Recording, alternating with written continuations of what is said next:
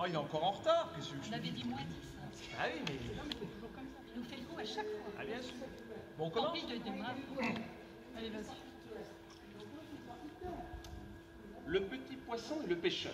Ah ben, voilà. Ah bah, Ah, il est temps. Vas-y. le petit poisson et le pêcheur. Petit poisson deviendra grand, pourvu que Dieu lui prête vie. Mais le lâcher en attendant, je tiens pour moi que c'est folie, car de le rattraper, il n'est pas trop certain. Un carpeau, qui n'était encore que fretin, fut pris par un pêcheur au bord d'une rivière. Tout fait nombre, dit l'homme en voyant son butin. Voilà commencement de chair et de festin. Mettons-le en notre gibecière. Le pauvre carpillon lui dit en sa manière: que ferez-vous de moi? Je ne saurais fournir au plus qu'une demi-bouchée. Laissez-moi carpe devenir, je serai par vous repêché. Quelque gros partisan m'achètera bien cher, au lieu qu'il vous en faut chercher peut-être encore 100 de ma taille pour faire un plat. Quel plat? Croyez-moi, rien qui vaille. Rien qui vaille? Eh bien, soit, repartit le pêcheur. Poisson, mon bel ami qui faites le prêcheur, vous irez dans la poêle, et vous avez beau dire, dès ce soir, on vous fera frire. Un tient vaut, se dit-on, mieux que deux tu l'auras. L'un est sûr, l'autre ne l'est pas.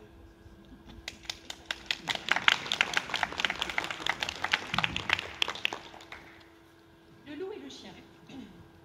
Un loup n'avait que les os et la peau, tant les chiens faisaient bonne garde. Ce loup rencontre un dogue, aussi puissant que beau, gras, poli, qui s'était fourvoyé par mégarde.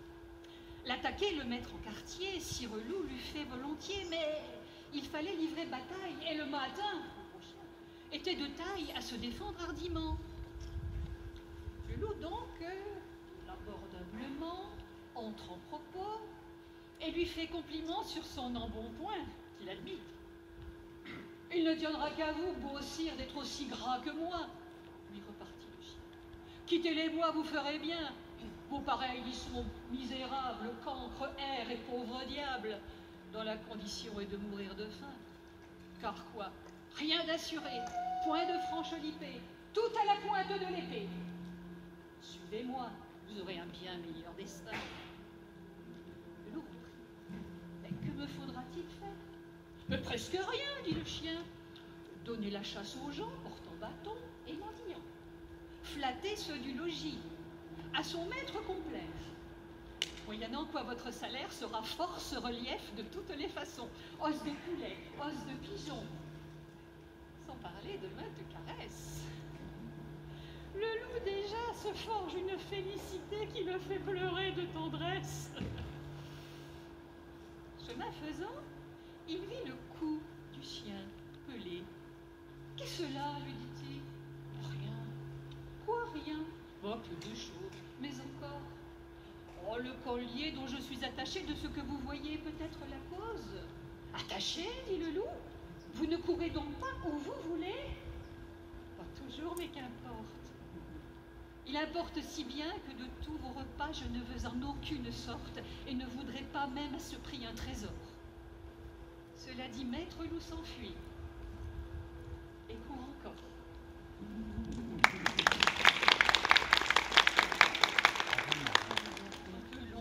Un peu long, c'est comme ça. Qu'est-ce qu'il critique encore? Apprends ta leçon. Le lion et le rat. Il faut autant qu'on peut obliger tout le monde. On a souvent besoin d'un plus petit que soi. De cette vérité, deux fables feront foi, tant la chose en preuves avant. Entre les pattes d'un lion, un rat sortit de terre, assez à étourdi.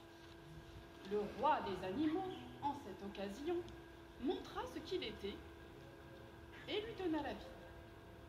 Ce bienfait ne fut pas perdu. Quelqu'un aurait-il jamais cru qu'un lion d'un rat eût affaire? Cependant, il advint qu'au sortir des forêts, ce lion fut pris dans des rats, dont ses rugissements ne le purent défaire. maigre rat accourut et fit tant par ses dents qu'une maille rongée emporta tout l'ouvrage. Patience et longueur de temps font plus que force ni que rage. C'est pas la peine d'applaudir, là, les 2 vers de la fin auraient suffi largement. Ah, c'est pas ma faute si... Laisse tomber. On aurait eu du temps. C'est pas la peine. Il est grincheux comme d'habitude. C'est pas la peine, les gens sont là, c'est pas la peine de prendre. Le cocher, le chat et le souriceau. Ça t'ira, ça? Vas-y, Agnès. Un souriceau tout jeune et qui n'avait rien vu fut presque pris au dépourvu. Voici comme il conta l'aventure à sa mère. J'avais franchi les monts qui bornent ces états et trottais comme un jeune rat qui cherche à se donner carrière lorsque 2 animaux m'ont arrêté les yeux. L'un doux, bénin et gracieux, l'autre turbulent et plein d'inquiétude. Il a la voix perçante et rude. Sur la tête, un morceau de chair, une sorte de bras dont il s'élève en l'air, et comme pour prendre sa volée, une queue en panache étalée.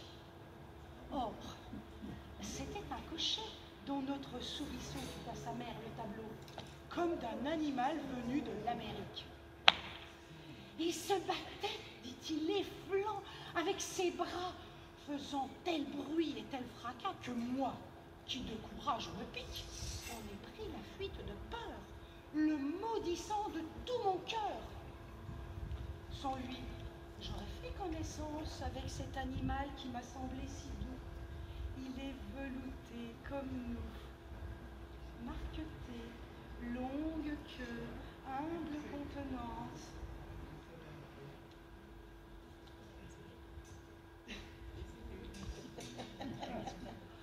Il a les oreilles en figure. Non, c'est pas ça. Un modeste regard. Un modeste Un regard. modeste regard et pourtant l'œil luisant. Je le crois fort sympathisant avec messieurs les rats, car il a les oreilles en figure aux nôtres pareilles. Je l'allais l'aborder quand, d'un son plein d'éclat, l'autre me fait prendre la fuite. Mon fils, dit la souris, ce doucet est un chat qui, sous son minois hypocrite, contre toute apparenté d'un malin vouloir est porté. L'autre animal, tout au contraire, bien éloigné de nous malfaire, servira peut-être quelques jours à nos repas. Quant au chat, c'est sur nous qu'il fonde sa cuisine. Garde-toi, tant que tu vivras, de juger les gens sur la mine. Beaucoup de gens n'ont pas compris ce que c'est le cocher, parce qu'il n'est pas question de carrosse ou de diligence, et on ne voit pas ce que fait l'animal avec un bras sur la tête. C'est pas un bras, c'est la crête. C'est un petit La crête. Ça fait 25 fois qu'on lui explique. Pourquoi on l'a invité, Martine? Pourquoi on l'a invité? On vient écouter. Bon, c'est à moi. Le coq et le renard. Sur la branche d'un arbre était en sentinelle un vieux coq, adroit et matois. Frère, dit un renard adoucissant sa voix, nous ne sommes plus en querelle, paix générale cette fois. Je viens te l'annoncer, descends que je t'embrasse. Ne me retarde point de grâce, je dois faire aujourd'hui 20 postes sans manquer. Les tiens et toi pouvez vaquer sans nulle crainte à vos affaires. Nous vous y servirons en frères. Faites-en les feux dès ce soir. Et cependant, viens recevoir le baiser d'amour fraternel. Ami, reprit le coq, je ne pouvais jamais apprendre une plus douce et meilleure nouvelle que celle de cette paix. Et ce m'est une double joie de la tenir de toi. Je vois 2 lévriers, qui, je m'assure, pour ce courrier, que sur courrier on envoie. Ils vont vite et seront dans un instant à nous. Je descends, nous pourrons nous entrebaiser tous. Aussitôt, tire ses grègues, gagne au haut, mal content de son stratagème. Et notre vieux coq en soi-même se mit à rire de sa peur, car c'est tout le plaisir de tromper le trompeur.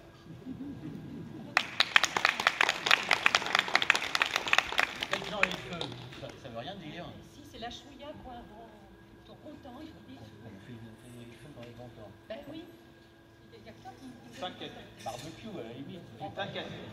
Qui critique, tu vas voir, c'est la légende. La mort et le bûcheron. Tout à fait. Un pauvre bûcheron, tout couvert de ramée, sous le fait du fagot aussi bien que des ans, gémissant et courbé, marchait à pas pesants et tâchait de gagner sa chaumine enfumée. Enfin, n'en pouvant plus d'efforts et de douleur, il met bas son fagot, il songe à son malheur. Quel plaisir a-t-il eu depuis qu'il est au monde? En est-il un plus pauvre en la machine ronde? Point de pain quelquefois et jamais de repos. Sa femme, ses enfants, les soldats, les impôts, le créancier et la corvée lui font d'un malheureux la peinture achevée. Il appelle la mort. Elle vient sans tarder, lui demande ce qu'il faut faire. C'est, dit-il, afin de m'aider à recharger ce bois, tu ne tarderas guère. Le trépas vient tout guérir, mais ne bougeons d'où nous sommes, plutôt souffrir que mourir, c'est la devise des hommes.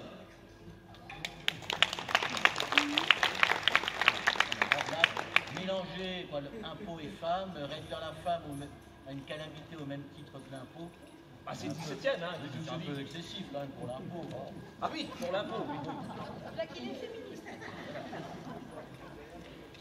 Pour l'impôt. Non, pour l'impôt.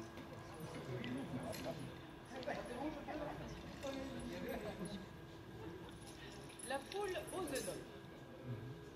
L'avarice perd tout en voulant tout gagner. Je ne veux pour le témoigner que celui dont la poule, à ce que dit la fable, pondait tous les jours un œuf d'or. Il crut que dans son corps elle avait un trésor. Il la tua, l'ouvrit, et la trouva semblable à celle dont les œufs ne lui rapportaient rien. S'étant lui-même ôté le plus beau de son bien. Belle leçon pour les gens chiches. Pendant ces derniers temps, combien en a-t-on vu qui du soir au matin sont pauvres devenus pour vouloir trop tôt être riches? Là, elle est bien. Là, on peut applaudir. Elle est courte. Oh, c'est pas l'avantage, mais elle est courte. C'est pas la taille qui compte. Voilà le critère, voilà. C'est assez désobligeant. Oui, Bon, alors là, qu'est-ce que tu vas dire? ça dépend de la longueur. Le loup et l'agneau. La raison du plus fort est toujours la meilleure, nous l'allons compter tout à l'heure. Un agneau se désaltérait dans le courant du nom de Pur. Un loup survint à jeun qui cherchait aventure et dont la faim en ces lieux attirait. Qui te rend si hardi de troubler ainsi mon breuvage? Dit cet animal plein de rage. Tu seras châtié de ta témérité. Sire, répondit l'agneau, que votre majesté ne se mette pas en colère, mais plutôt qu'elle considère que je m'en vas me désaltérant dans le courant plus de 20 pas au-dessous d'elle, et que par conséquent, en aucune façon, je ne puis troubler sa boisson. Tu la troubles, reprit cette bête cruelle. Et je sais que de moi tu médis l'an passé. Comment l'aurais-je fait si je n'étais pas née? Je t'étais encore ma mère. Si ce n'est toi, c'est donc ton frère. Je n'en ai point. C'est donc quelqu'un des tiens. Car vous ne m'épargnez guère, hein, vous, vos bergers et vos chiens. On me l'a dit, il faut que je me venge. Là-dessus, au fond des forêts, le loup l'emporte et puis le mange sans autre forme de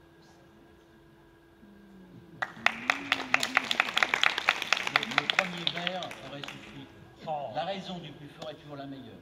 À la limite, la raison du plus fort. La raison même. On comprend tout. Là. Est-ce que vous êtes critique? Ah oui, des critiques, non mais... Non, mais parce que nous, on nous a obligés à apprendre. Voilà, et lui, il n'apprend rien, Voilà. et il critique tout. Alors, attends, là, c'est ma préférée. Là, c'est ma préférée, les animaux malades de la peste. Comme les gosses. Les animaux malades de la peste. Un mal qui répand la terreur. Mal que le ciel, en sa fureur, inventa pour punir les crimes de la terre. La peste, puisqu'il faut l'appeler par son nom, capable en un jour d'enrichir l'Achéron, faisait aux animaux la guerre. Ils ne mouraient pas tous, mais tous étaient frappés. On n'envoyait point d'occupés à chercher le soutien d'une mourante vie. Nul nez n'excitait leur envie, ni loup, ni renard, n'épiait la douce et l'innocente proie. Les tourterelles se fuyaient, plus d'amour, partant, plus de joie. Le lion tint conseil et dit: mes chers amis, je crois que le ciel a permis pour nos péchés cette infortune, que le plus coupable de nous se sacrifie au trait du céleste courroux. Peut-être il obtiendra la guérison commune. L'histoire nous apprend qu'en de tels accidents on fait de pareils dévouements. Ne nous flattons donc point, voyons sans indulgence l'état de notre conscience. Pour moi, satisfaisant mes appétits gloutons, j'ai dévoré force moutons. Que m'avait-il fait? Nulle offense. Même, il m'est arrivé quelquefois de manger le berger. Je me dévorai donc s'il le faut, mais je pense qu'il est bon que chacun s'accuse ainsi que moi, car on doit souhaiter, selon toute justice, que le plus coupable périsse. Sire, dit le renard, mais vous êtes trop bon roi. Vos scrupules font voir trop de délicatesse. Eh bien quoi, manger mouton, canaille, saute espèce, est-ce un péché? Non, non, vous leur faites, Seigneur, en les croquant, beaucoup d'honneur. Quant au berger, l'on peut dire qu'il était digne de tout, étant de ces gens-là qui sur les animaux se font un chimérique en tout. Ainsi dit le renard, et flatteur d'applaudir. On n'osa trop approfondir, du tigre, ni de l'ours, ni des autres puissances les moins pardonnables offenses. Tous les gens querelleurs, jusqu'au simple matin, c'est des gros chiens, au dire de chacun, étaient de petits saints. L'âne vint à son tour et dit: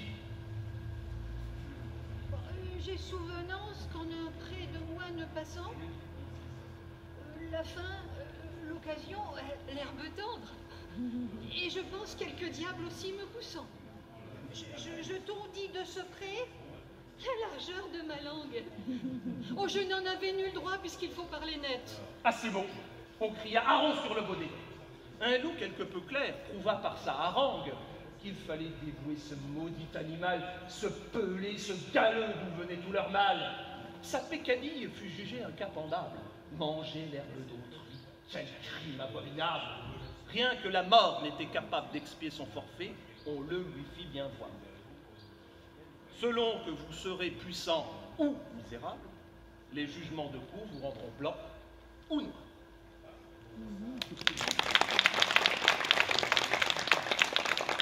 C'est pas mal celle-là. Non. C'est quand même un texte qui conteste le droit de tondre la pelouse et rien ne dit qu'on est après 20h ou un week-end. Bah, oui, mais c'est pas dit parce qu'il y a la cour qui est présente. Bon, allez, j'y vais parce que vraiment, on t'entend beaucoup trop. On a le droit de tondre. La cigale et la fourmi. La cigale, ayant chanté tout l'été, se trouva fort dépourvue quand la bise fut venue. Pas un seul petit morceau de mouche ou de vermisseau.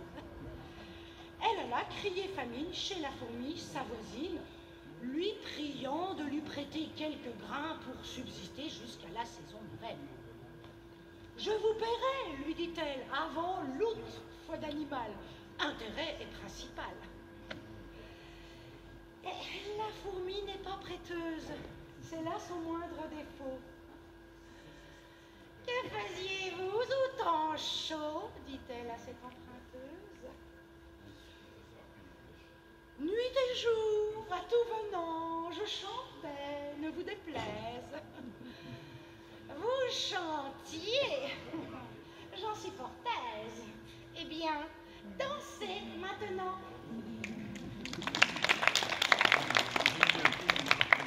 Oh bah ça y est, tu t'y mets un peu. Ah, t'as appris quand même? Non, je lis. je Attends, lis. pourquoi lui, là, Lucas? Mais bon, parce que moi, je lis le texte Laisse faire. brut, j'interprète pas. Je mets en valeur le texte. Alors, il faut savoir d'abord que La Fontaine n'a rien inventé, qu'avant, il y a eu Ésope, à Monsieur connu, la fable numéro 165. Il y a eu Phèdre, la fable 13 du livre 1. Après, ça a été adapté au Moyen-Âge. Il y a eu Alexandre Neckam, Walter Langlais. Mais on s'en fout de ça. Allez, Non, mais au c'est fait, pas le au sujet, fait, c'est au pas le fait. sujet, on s'en fout. Bon, là, il y a Marie de France. L'Isope, il y a beaucoup d'autres, ils ne vont pas me laisser. Alors, je vais vous lire l'Isopée 1. Sire Tiercelin le corbeau, qui croit être avenant et beau, tenait en son bec un fromage. Renard, qui a fait main dommage, parmi le bois chassant courait, comme quelqu'un qui de faim mourait. On comprend rien. Bah, c'est quoi de ça? C'est pas la l'Isopée Fontaine, 1. C'est pas la Fontaine. Mais non, Alors, c'est pas non la seulement Fontaine. on comprend rien, et d'abord, pourquoi il lit, lui? Moi j'en ai marre. Non, mais c'est. Non, mais je vais vous faire La Fontaine. Vous voulez La Fontaine? Oui, Pas mais très sans le original. bouquin, attends. Si, si. Mais C'est on pas a très appris original, par La cœur. Fontaine. Il y a eu deux autres poètes qui s'appelaient La Fontaine. ça Jean de me La saoule, Fontaine, hein. Vous connaissez? Oui? C'est vrai? Non? Il y en a Bah, un. on a des spectateurs cultivés, oui, voilà. Il y en a un du XIIIe Pas siècle. tous, ça c'est clair. Et Mais un- bon, pas quelques-uns. Et un du XIVe siècle qui a écrit une poésie alchimique. Voilà. Donc c'est pas du tout original de s'appeler Jean de La Fontaine et encore moins d'écrire ce qu'il écrit. Bon, je vais vous le dire, il faut que je retrouve la bonne page, excusez-moi. Bon, Oui, dépêche-toi. j'arrive. Non, mais franchement. J'y arrive. Alors, Maître Corbeau, sur un arbre perché, tenait en son bec un fromage. Ça va. Oui, bah, vous avez retrouvé le vers Ça va, ça, de là, on l'Isopée l'a 1 connu, du ouais. XIIIe siècle. Allez, dépêche, vas-y, Donc vas-y, 4 vas-y. siècles avant La Fontaine. Allez, vas-y, Oui, il a vas-y, fait que vas-y. copier. On a compris, ce il a qu'était copié sur les autres. Il a copié, il a Voilà, copié. il a copié. Oui, bah oui, mais c'est pas bien de copier. Oui, c'est ça. Maître Renard, par l'odeur alléchée. Alors l'odeur de quoi? Du fromage.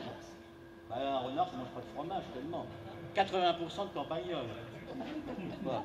Oui, bon, allez, on Oui. s'en fout. Bah, après, Voilà. les fruits des vers, Ouais, des vermisseaux, allez. des vermisseaux. Allez, Oui. vas-y. Lui teinte à peu près ce langage. Eh bonjour monsieur, voilà, on va passer parce que là c'est pas très intéressant. Il y a une histoire de phénix, mais on ne comprend pas non plus pourquoi, parce que le phoenix ça brûle, et le corbeau ne brûle pas. Ça renaît de ses cendres. Bon, allez, t'as fini là Non, j'ai pas fini, Bon, vous connaissez la suite, apprenez. Le corbeau honteux et confus. Bon, honteux. Alors, je rappelle quand même que dans le roman de Renard, le renard veut manger pas du tout le fromage, mais le corbeau.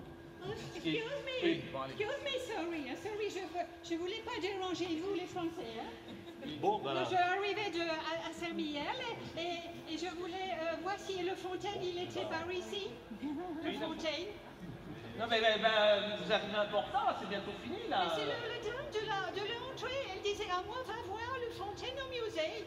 Moi je disais, oh, il y a des fontaines dans les musées en France.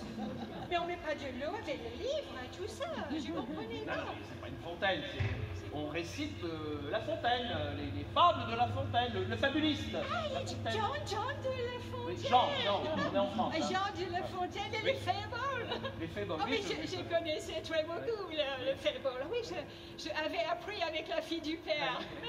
Votre sœur, donc. La fille du père, c'est votre sœur. Non, j'ai pas de sœur.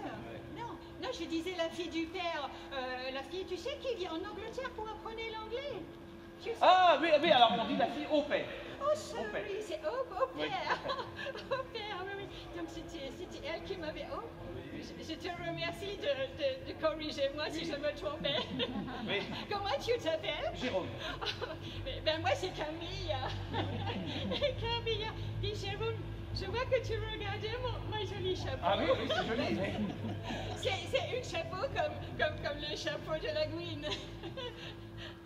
Ah bon, c'est un chapeau d'homosexuel, donc. La Gouine. Non, pas le mot comme tu dis, non. Le Queen Elizabeth.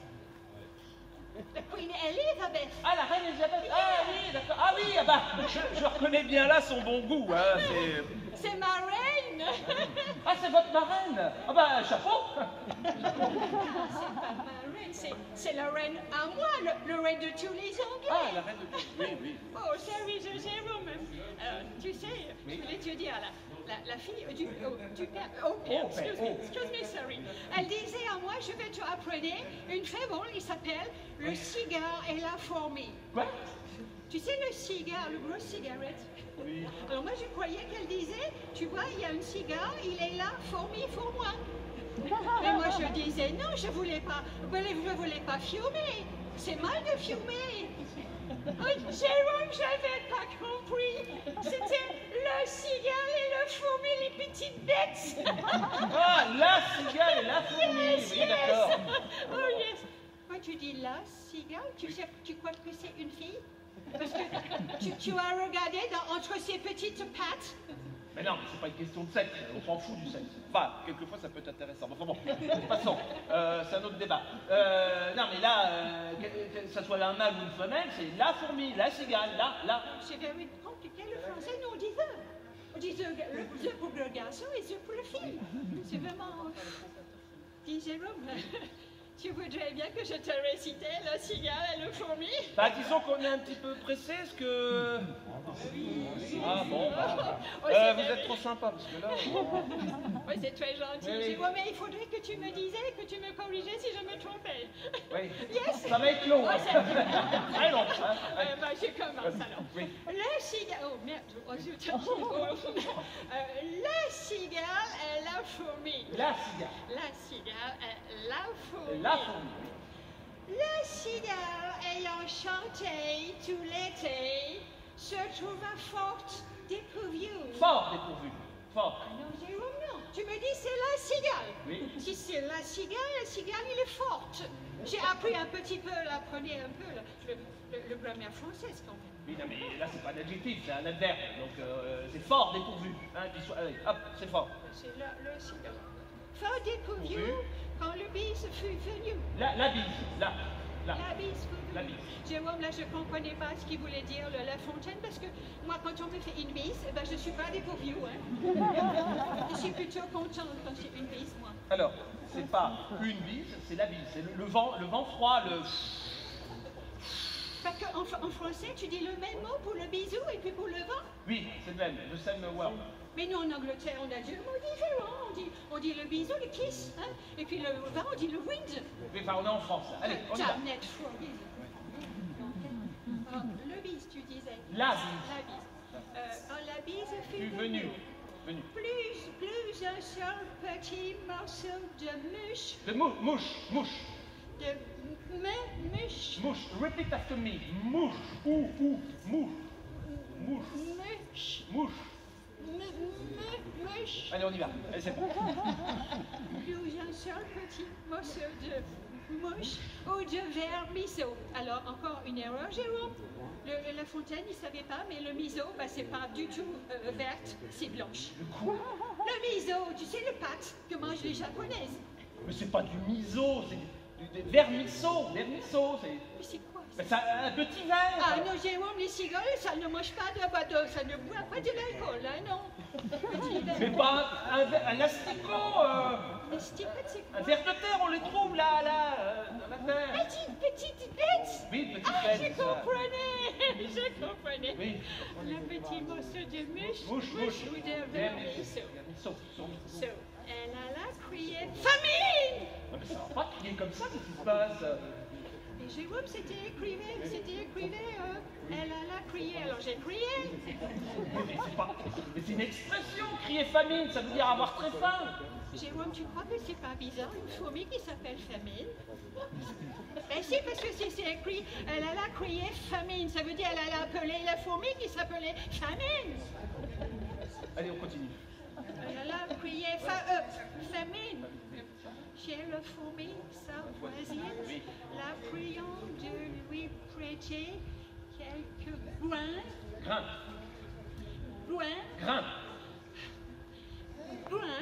Oui, c'est bon. Ah ben, Jérôme dit, je crois le grain, c'est pas le petit museau de le cochon, je crois. Je crois que c'était ça, au vocabulaire, j'avais appris ça. Oui, Hein? J'avais appris ça avec Andrew, yes, Andrew, il yeah, disait, yeah, moi, oui. mais c'était le grain, yes. Non, le groin, oui, mais Ouais. c'est pas le groin, c'est le grain. Le grain, la graine, le manger. Parce que Jérôme, si c'est le grain, ça va pas du tout, parce que les insectes, c'est pas carnivore du tout. Oui, c'est pas faux. Sauf que c'est le grain, la graine. La graine. Alors pourquoi La Fontaine, il dit grain alors qu'il pouvait dire grain et que tout le monde y comprendrait, même les Anglais? Et pas parce qu'il dit ce qu'il veut. Voilà, allez, on y va. Ne t'énerve pas, Jérôme, Oh. tu as dit que tu voulais bien corriger. Oui, moi. ben on se dépêche. Hein. Alors, grain pour subsister jusqu'à la saison nouvelle. Voilà. Je vous... tu m'as dit, Jérôme? Payerai. Je vous paierai, lui dit-elle, avant le loup, foi d'animal. Alors là, je comprends rien parce que je ne savais pas qu'il y avait un loup dans l'histoire. En plus, le foie d'animal. Alors la cigale, elle va manger le foie de l'animal, le loup. Mais ils ne sont pas carnivores. Les insectes. C'est pas avant le loup, c'est avant l'août, avant le mois d'août, avant la fin du mois d'août. Tout ça, c'est des expressions. Bon, allez, on y va. Allez. Je connais rien. Oui. On a compris que vous ne comprenez rien. Allez, D'animaux, l'intérêt principal. je comprends rien. Oui, c'est pas grave. Le fourmi n'est pas prêteuse, Voilà. c'est là son mois de défaut. Que faisiez-vous au temps chaud? Ah, Bien. Jérôme, là, le La Fontaine, il a fait une faute de français. Ça. Il dit vous faisiez. On dit pas vous faisiez, on dit vous faites. On dit pas vous disiez, on dit vous dites.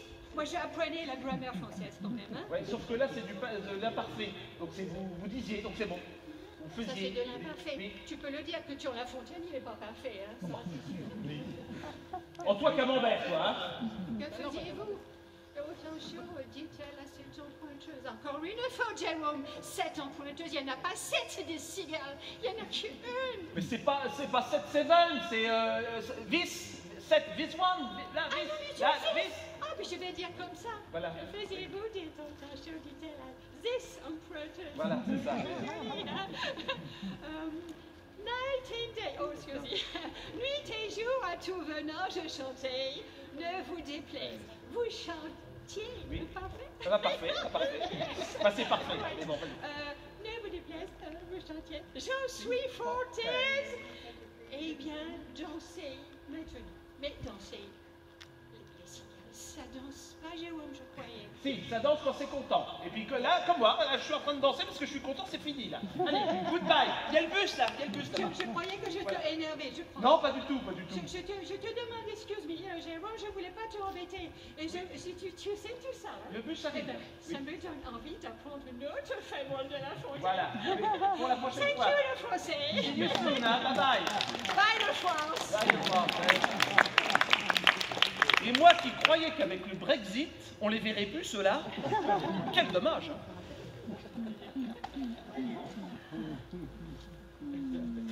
Voilà, c'est fini.